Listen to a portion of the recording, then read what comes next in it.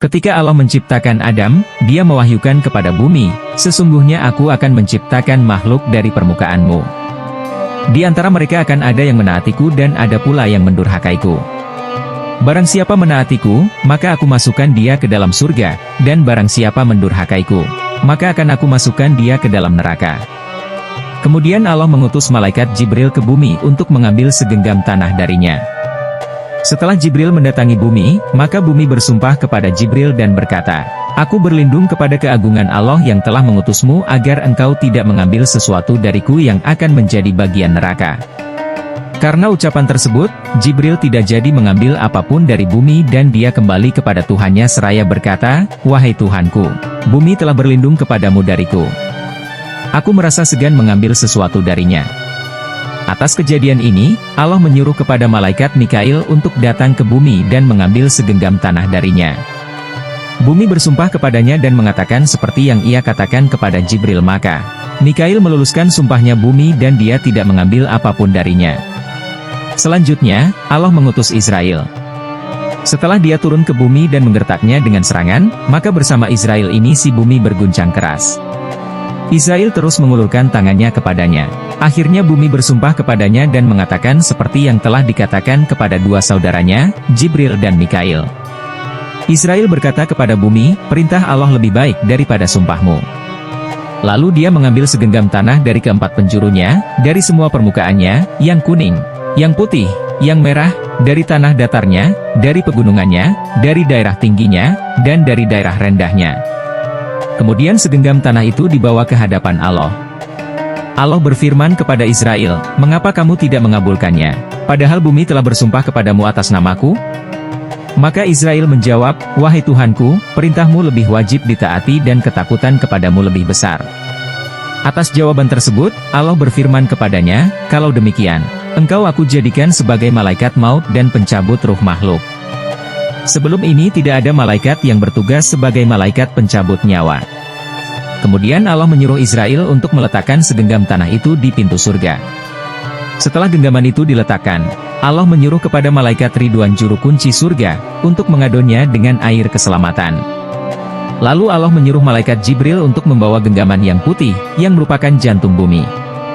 Dari genggaman putih tersebut diciptakan para nabi. Kemudian dia mencampur tanah tersebut dengan air sehingga tanah itu menjadi adonan tanah yang besar. Setelah tanah itu diadon, ia dibiarkan selama 40 tahun sampai menjadi tanah yang lengket. Kemudian dibiarkan selama 40 tahun berikutnya sampai tanah itu menjadi tanah kering seperti tembikar. Lalu dari adonan tersebut dijadikan sebuah jasad yang berbentuk. Jasad itu dilemparkan ke jalan malaikat yang suka dipakai mereka naik dan turun. Ia dibiarkan selama 40 tahun terbuang dalam keadaan seperti itu. As-Salabi mengatakan bahwa setelah Allah membuat adonan tanah bahan baku Adam, dia menghujaninya dengan awan-awan kebingungan dan kesedihan selama 40 tahun. Kemudian dia menghujaninya dengan kebahagiaan dan kesenangan selama 1 tahun saja. Oleh karena itu, kebingungan lebih banyak daripada kesenangan, dan kesedihan lebih banyak daripada kebahagiaan. Kemudian Allah menampilkan Adam ke dalam sebuah wujud. Panjangnya 60 siku. Di dalamnya terdapat 360 urat, 240 urat syaraf, dan 12 persendian. Dalam kepalanya terdapat 7 lubang. Dia diberi 2 tangan, 2 kaki, dan lain sebagainya, kemudian dia sempurnakan penciptaannya. Maka Maha Sucilah Allah, pencipta yang paling baik. Abu Musa al-Asy'ari mengatakan, tatkala Allah menciptakan kemaluan Adam, dia berfirman, "Ini adalah amanatku untukmu. Janganlah sekali-kali engkau letakkan amanatku ini kecuali ke dalam haknya." Ibnu Abbas mengatakan bahwa setelah Adam berbentuk tanah kering seperti tembikar, maka iblis yang terkutuk datang kepadanya dan dengan tangannya dia memukul perut Adam. Dari pukulan tersebut, tempat kena pukulannya menjadi pusar. Pusar merupakan tanda dari pukulan iblis. Penyebab si iblis memukul perut Adam adalah agar dia mengetahui apakah perut itu berlubang atau tidak.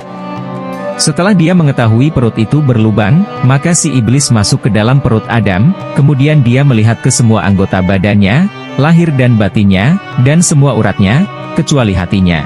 Sebab tidak ada satupun yang bisa mengetahui hati kecuali Allah. Si iblis terhalang untuk masuk ke hati, karena hati itu merupakan rumah Tuhan. Karena iblis yang terkutuk masuk ke dalam sekujur tubuh Adam, maka dikatakan bahwa sesungguhnya setan mengalir dalam aliran darah. Ibnu Abbas mengatakan, tatkala Allah berkehendak untuk meniupkan ruh kepada Adam, maka dia menyuruh ruh untuk masuk kepadanya dari kepalanya. Oleh karena itu, kepala suka disebut dengan yafuh atau ubun-ubun. Diriwayatkan bahwa ruh enggan untuk masuk kepada Adam. Ruh berkata, "Wahai Tuhanku, bagaimana aku akan masuk ke dalam tempat yang gelap?" Tuhan yang Maha Agung lagi Maha Mulia menyuruhnya sampai 3 kali, ia tetap menolak, tetapi kemudian ia masuk dengan terpaksa. Allah berfirman kepadanya, "Seandainya engkau masuk dengan penuh dengan suka hati, tentu engkau akan keluar dengan suka hati pula.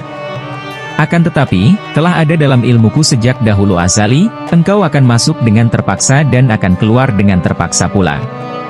Setelah ruh masuk ke dalam otak Adam, di sana ia berputar-putar selama 100 tahun. Kemudian ia turun pada kedua mata Adam, dan akibatnya keduanya bisa melihat. Adam bisa melihat jasadnya yang berbentuk tanah kering seperti tembikar.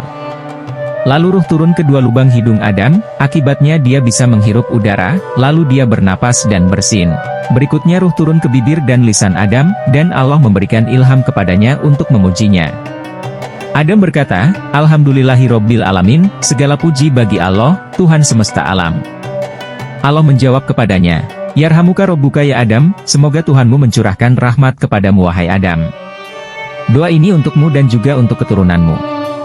Oleh karena itu, menjawab orang yang bersin itu disunahkan. Berikutnya ruh turun ke dada Adam, lalu ke tulang rusuknya dan ke perutnya. Sehingga Adam bisa melihat ruh ketika ruh itu beralih. Ketika ruh pindah ke satu anggota badan, maka anggota badan itu berubah menjadi daging, tulang, ruh, dan darah.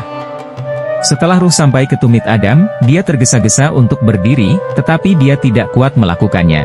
Ketika ruh telah menyusupi jasadnya yang tersisa, Adam berdiri, bergerak, dan bergoyang-goyang. Sempurnalah penciptaan Adam dengan seizin zat yang bisa menghidupkan tulang belulang yang telah hancur luluh. Al-Azizi mengatakan bahwa ruh masuk ke dalam jasad Adam pada hari Jumat ketika hari telah berlalu 7 jam, yaitu menjelang bagian akhir.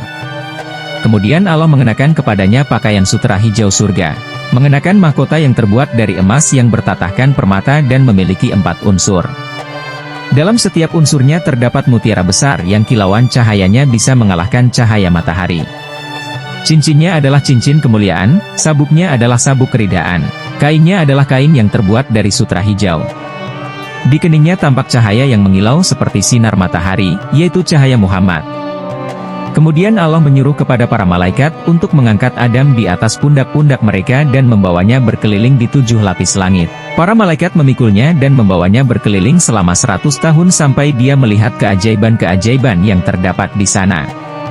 Kemudian Allah menyuruh untuk meletakkan mimbar dari emas untuknya dan dia mengajarkan kepadanya semua nama.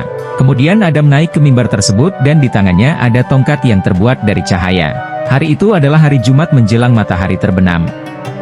Dia berdiri dengan tegap dan semua malaikat telah dikumpulkan oleh Allah untuknya. Adam bersabda, "Assalamualaikum ya malaikat Rabbi wa rahmatullahi wa barakatuh." Para malaikat menjawab, "Waalaikumsalam ya syafwatullahi wa rahmatullahi wa barakatuh." Maka Allah berfirman, "Hai Adam, itulah salam penghormatan untukmu dan keturunanmu hingga hari kiamat." Setelah khutbah selesai, Adam berkata, "Alhamdulillahirobbil alamin." Tindakan ini kemudian menjadi sunnah di dalam khutbah. Jadi, orang pertama kali yang berkhutbah di atas mimbar adalah Adam pada hari Jumat. Wahab bin Munabbih mengatakan bahwa orang yang pertama kali menyebarkan salam adalah Adam.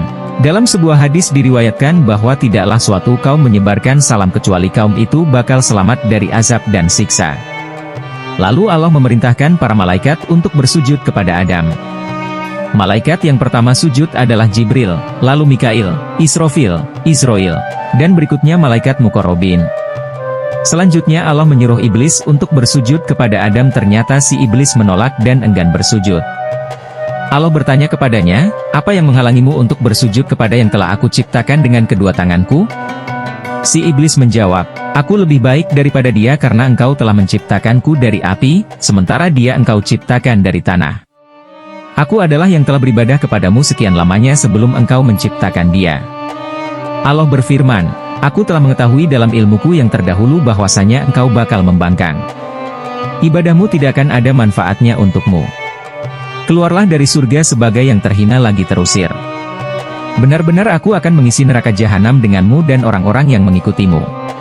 Pada saat itu, iblis berkata, wahai Tuhanku, kalau begitu beri tangguhlah kepadaku sampai hari di mana manusia dibangkitkan.